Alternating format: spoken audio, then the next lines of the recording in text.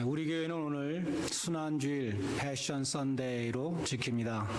근데 또 어떤 교회들은 종료주일 팜 선데이로 지킵니다. 종료주일로 지키는 교회에서는 호산나 찬양을 부르고, 또 순환주일로 지키는 교회에서는 주 달려 죽은 십자가를 또 부릅니다. 오늘 본문은 종료주일 설교 본문입니다. 우리가 읽은 이 마가복음 본문에는 그냥 나뭇가지라 되어 있지만, 요한복음에 보면 종려 나뭇가지를 가지고 사람들이 큰 무리가 주님을 맞이했다, 그렇게 기록되어 있습니다. 그들이 종려나무 가지를 흔든 것은 군왕적인 메시아를 환영하는 의미가 있었습니다. 그러나 주님은 군왕들이 타는 말 대신에 나귀 새끼를 타고 입성하셨습니다. 예수님은 겸손한 평화의 왕임을 보여주신 것입니다. 예수님의 지상사역 마지막 일주일을 고난주간으로 우리가 지키는데, 이 마지막 일주간은 너무나 중요하기 때문에 마가복음은 11장부터 16장까지 복음서 전체의 3분의 1을 할애하고 있고, 요한복음은 12장부터 21장까지 거의 복음서 절반을 예수님의 마지막 일주일에 할애합니다. 오늘 본문 1절에 보면 벳바게와 베단이라는 지명이 나오는데, 여기 베스라는 것은 히브리어로 집이라는 뜻입니다. 벳바게는 무화과의 집이라 그런 뜻이고, 베다니는 대추야자 집이라 그런 뜻입니다. 그 두 마을은 예루살렘에서 매우 가까운 거리에 있었습니다. 율법을 해석한 유대인들이 유전에 규정하기를 안식일에 1마일 이상 걸으면 안 된다. 그런데 이 두 마을이 예루살렘에서 1마일 거리에 있었습니다. 그리고 베다니는 전부터 유월절 그 인파들이 머무는 곳이었습니다. 이어서 2절 이하에 보면 지금까지 도보로 걸으셔서 예루살렘을 향해서 계속 십자가를 지시기 위해서 계속 예루살렘으로 걸어오셨던 이 예수님이 이 예루살렘 입구에서 나귀를 데려와라, 내가 나귀를 타고 입성하겠다, 이렇게 말씀하십니다. 성경에서 예수님이 걷는 것 외에 다른 이동수단을 사용하셨다는 것은 이곳밖에 없습니다. 예수님이 나귀를 타신 것은 의도적으로 하신 것이고 상징적인 의미가 있었습니다.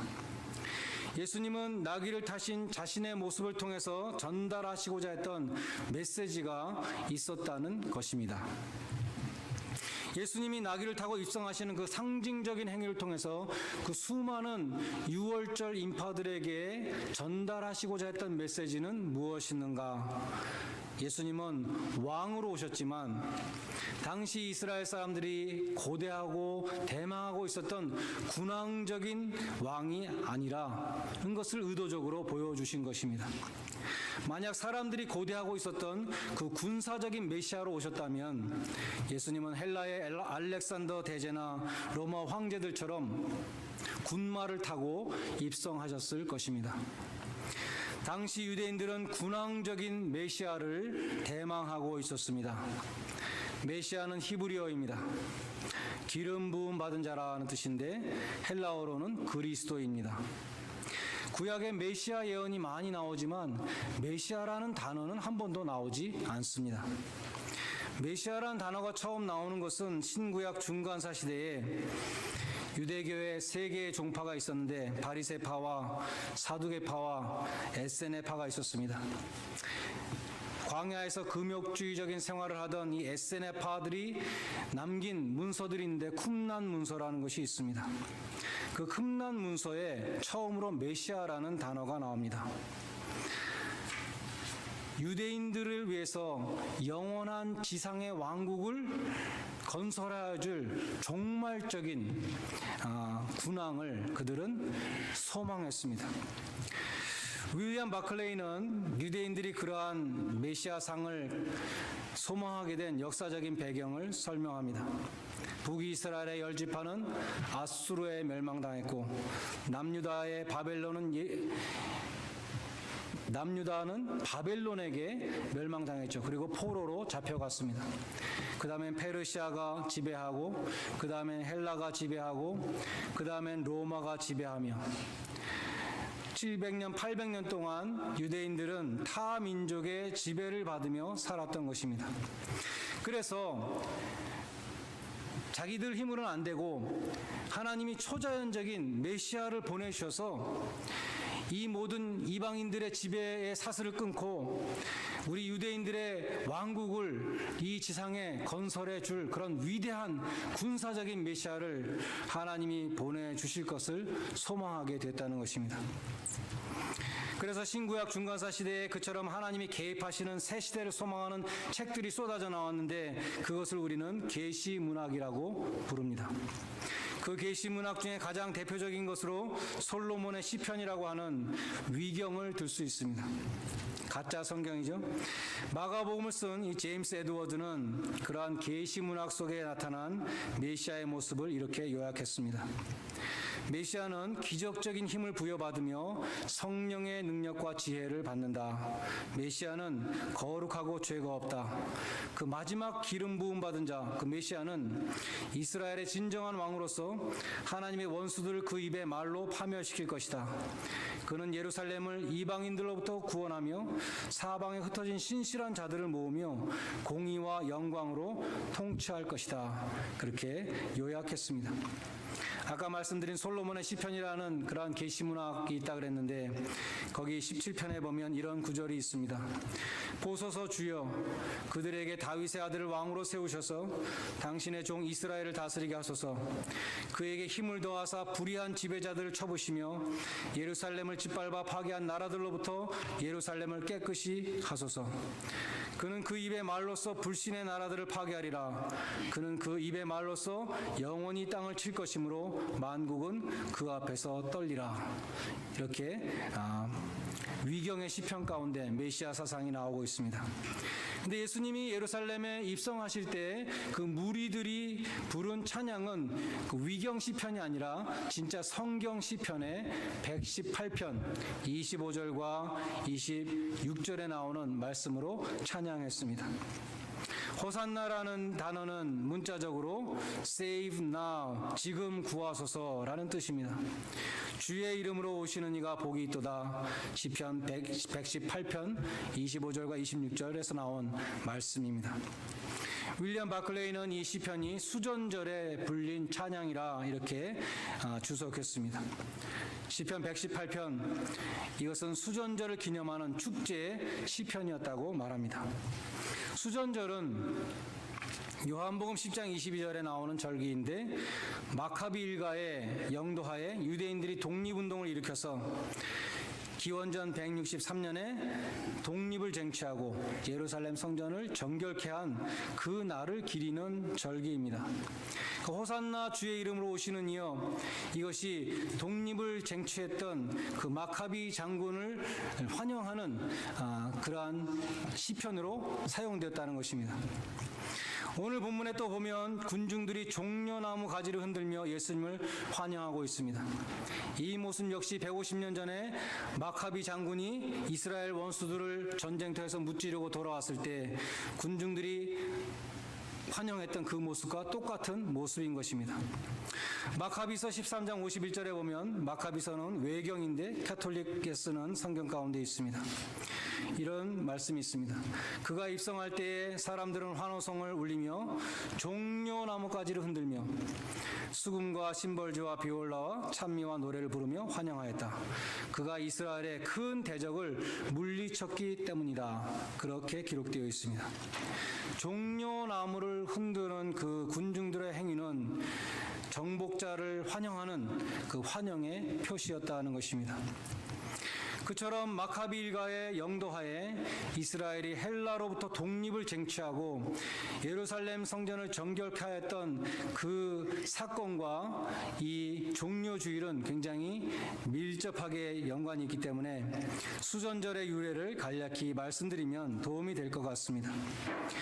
헬라의 알렉산더 대제가 전 세계를 지배했을 때 그가 죽고 나서 4명의 장군들에게 나라가 분할되었습니다.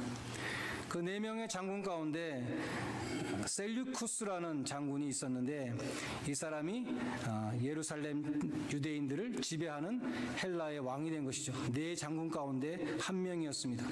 그의 영토는 오늘날로 말해서 아프가니스탄과 이란과 이라크, 시리아, 레바논, 터키, 우즈베키스탄, 타지키스탄 이것을 다 포함하는 광대한 땅을 다스렸습니다. 그런데 그 수도가 시리아에 오늘날의 그 시리아 안디옥에 있었다는 것입니다. 그래서 책을 보면 시리아 왕이라 이렇게 되어 있는데 좀 혼란스럽죠. 사실 시리아 왕이 아니라 시리아에 있었던 헬라 왕이다 이렇게 표현해야지 정확한 것입니다. 셀류키드 왕조의 왕이었습니다. 그 왕조 가운데 BC 167년에 아주 악독한 왕이 나오게 되는데 안디오쿠스 4세라는 왕입니다. 그는 자기 자신을 에피파네스라고 불렀습니다. 신이 나타났다는 뜻입니다. 그렇게 자칭하는 극악무도한 왕이었는데 그가 다스리는 예루살렘 성전에 돼지의 피를 번제단에 부어서 모독했습니다. 유대인들이 가장 불결하게 여기는 돼지의 피를 예루살렘 성전 제단에 부었다는 것입니다. 유대인들이 율법책을 갖고 다니면 사형에 처했습니다. 자식에게 할례를 행하면 사형에 처했습니다. 헬라의 종교를 믿어라 라고 강요했던 것입니다.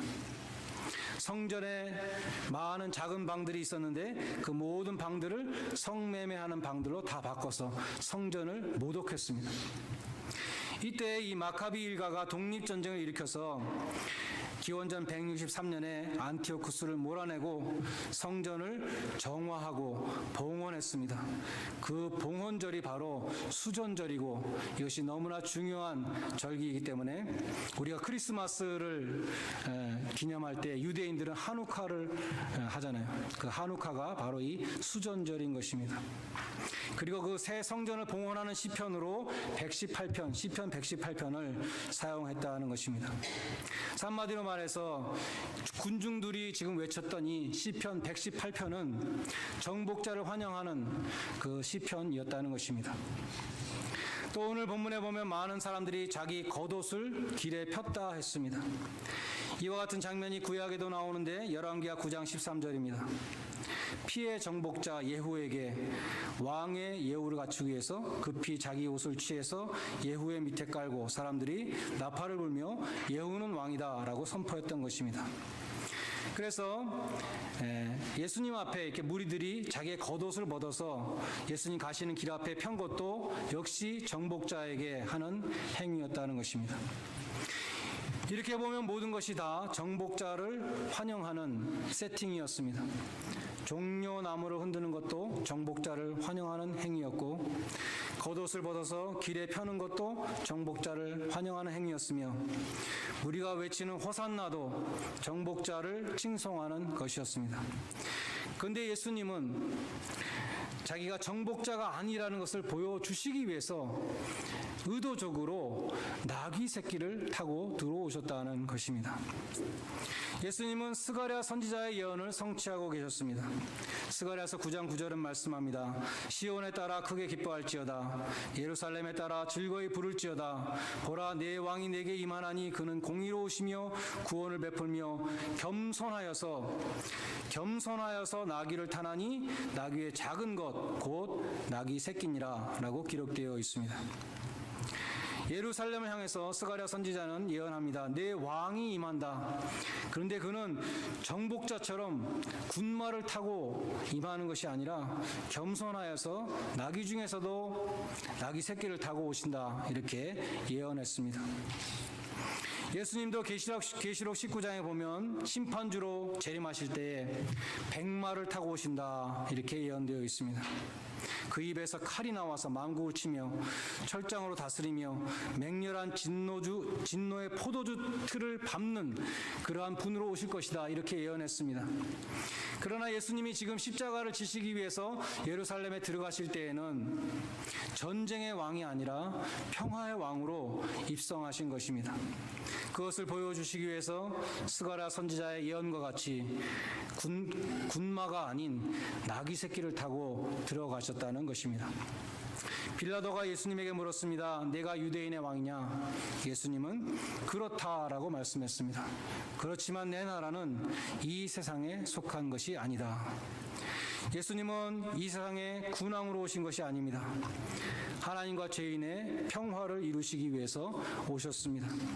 성경이 말씀하는 평화는 하나님과 죄인의 평화인데 그 하나님과 죄인의 평화가 어떻게 성취되었는가?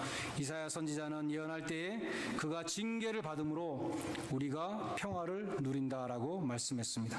그가 채찍에 맞음으로 우리가 나음을 입었도다라고 말씀했습니다. 예수님은 하나님과 죄인의 화평을 이루시기 위해서 피 흘리고 죽는 제물이 되셨습니다. 예수님이 십자가의 죽으심으로 영원한 평화의 왕이 되셨던 것입니다. 하나님이 주시는 평화는 그처럼 주님의 낮아지심을 통해서 주어졌습니다. 군사력으로 주어진 것이 아니라 예수님이 십자가를 지실 때에 비천한 대제사장이 되실 때에 평화가 임하게 되었다는 것입니다. 예수님은 하늘의 존귀한 영광의 관 대신에 가시관을 쓰셨습니다. 왕들이 입었던 화려한 홍포 대신에 멸시의 홍포를 입으셨고 왕들이 들고 있었던 홀 대신에 조롱의 갈대를 손에 드셨습니다. 빌립보서 2장은 예수님의 한없이 낮아지심을 말씀했습니다. 그는 근본 하나님과 본체시나 하나님과 동등됨을 취할 것으로 여기지 아니하시고 오히려 자기를 비어 종의 형체를 가져 사람과 같이 되셨고 사람의 모양으로 나타나셨음에 자기를 낮추시고 죽기까지 복종하셨으니 곧 십자가에 죽으심이라. 예수님이 육신을 입고 이 세상에 오신 것 자체가 낮아지심이었는데 이 세상에서 상상할 수 있는 가장 비천한 모습으로 말구유에 오셨다는 것입니다. 이 세상에서 그 당시에 가장 비천하고 험한 죽음, 십자가의 죽으심으로 예수님은 또한 낮아지셨다는 것입니다. 예수님은 한없이 낮아지심을 통해서 영원한 평강의 왕이 되셨습니다. 그리고 그것을 보여주시기 위해서 나귀 새끼를 타고 예루살렘에 입성하셨던 것입니다. 그처럼 예수님을 등에 싣고 예수님을 모시고 예루살렘으로 들어갔던 그 나귀에 대한 시가 있습니다. 바클레이 주석에 나오는 체스터톤이라는 사람의 시인데 그 일부를 인용하면 다음과 같습니다. 나는 괴물 같은 머리와 듣기 싫은 울음소리를 갖고 태어났다. 내 귀는 잘못 만들어진 날개처럼 생겼다. 나는 악마가 4발 가진 짐승을 흉내내는 것처럼 걷는다. 애초부터 삐뚤어진 심보를 가진 나의 주인은 이 땅에 찢겨진 무법자로서 나를 굶기고 괴롭히고 비웃지만 나는 침묵한다. 나는 비밀을 누설하지 않는다. 그 비밀이란 무엇인가? 바보들아, 나도 좋은 때가 있었다고. 맹렬하고 감미로운 시간, 그때 내 귓전에는 군중의 환호성이 들렸고 종려나무 가지가 내 발밑에 쌓였었지. 라는 그러한 시입니다. 나귀는 못생겼습니다. 괴물 같은 머리에 듣기 싫은 웃음소리, 잘못 만들어진 날개 같은 귀, 그리고 걸음걸이도 흉합니다. 뿐만 아니라 나귀의 삶은 고달팠습니다. 주인이 굶기고 괴롭히고 바보 같은 놈이라고 비웃고 학대했습니다. 그래도 나귀는 매일같이 무거운 짐을 지고 어그적 걸어야 합니다. 나귀는 그냥 입을 다물고 하루하루를 버티고 있습니다. 이 나귀는 말하는 것이죠. 이 바보들아, 내가 너희들에게 말하지 않은 비밀이 하나 있는데 나도 좋은 때가 있었다. 나도 아주 강력하고 감미로운 시간이 있었다. 내 귓전에 군중들의 환호 소리가 하늘을 찌르고 내 발 앞에 종려나무가지와 사람들의 그 깔아놓는 겉옷이 레드카펫처럼 깔릴 때가 있었다고. 그것이 나귀의 영광이었습니다. 내가 비록 이 모양 이 꼴이고 내 어깨에 무거운 짐을 지고 내가 고달프게 살아가고 있지만 내가 그래도 왕년에 주님의 부르심을 받고 주님을 모셨던 몸이라고. 너희가 아무리 나를 비웃고 학대한다 할지라도 나는 택함을 받았던 영광스러운 몸이라고 나귀가 그렇게 말한다고 상상하는 것입니다. 마가복음 15장 21절에 구레네 시몬이라는 사람이 십자가를 억지로 지는 사람으로 나옵니다. 길에서 구경하다가 예수님이 자꾸만 넘어지시니까 로마 병정이 네가 와서 대신 져라. 그래서 예수님의 피가 막 묻어있는 그 십자가를 이 사람이 영문도 모르고 대신 지게 됐다는 것입니다. 그런데 그 억지로 진 그 십자가가 얼마나 큰 축복이었습니까? 예수님의 피 묻은 십자가를 한번 접으라 그러면 전 세계에서 얼마나 많은 사람이 서로 지겠다고 달려들겠습니까? 근데 그 사람은 그 하나님의 큰 축복을 받았던 것입니다. 억지로 지는 십자가도 하나님의 큰 축복이라는 것을 우리는 꼭 기억해야 될 것입니다. 십자가를 지는 것이 영광입니다. 구레네 시몬이 나중에 두고두고 자기의 과거를 생각할 때 내 과거에 언제 내가 가장 영광스러웠는가? 내가 그때 주님의 십자가를 질 때 그때가 내가 가장 영광스러운 순간이었다. 그는 고백했을 것입니다. 주님은 머리도 괴물처럼 생기고 귀도 이상하고 울음소리도 이상한 흉물 같은 나귀를 택하셨습니다. 군마를 타고 들어오신 것이 아니라 백마를 타고 들어오신 것이 아니라 흉측하게 생겼던 그 나귀. 그러나 오늘 본문 2절에 보면 이 나귀에게 특징이 있었는데 아직 아무도 타보지 않은 나귀라 그랬습니다. 이 나귀는 아무도 타보지 않은 정결한 나귀였다는 것입니다. 그래서 주님을 모실 수 있었습니다. 디모데후서 2장 21절에 보면 하나님은 깨끗한 그릇을 쓰신다. 예수 그리스도의 피로 저와 여러분을 하나님께서는 깨끗게 해 주셨습니다. 그리고 깨끗게 된 저와 여러분을 향해서 내가 누구를 보내며 누가 우리를 위하여 갈꼬 라고 부르시는 것입니다. 주님을 섬기는 기회를 놓치지 마시기 바랍니다. 내가 여기 있나이다 나를 보내셔서 영광스러운 그 십자가를 지시기를 바랍니다. 주님의 몸된 교회를 위해서 십자가를 지는 영광을 취하는 그러한 복된 성도들이 다 되시기를 주님의 이름으로 간절히 축원드립니다. 기도하시겠습니다.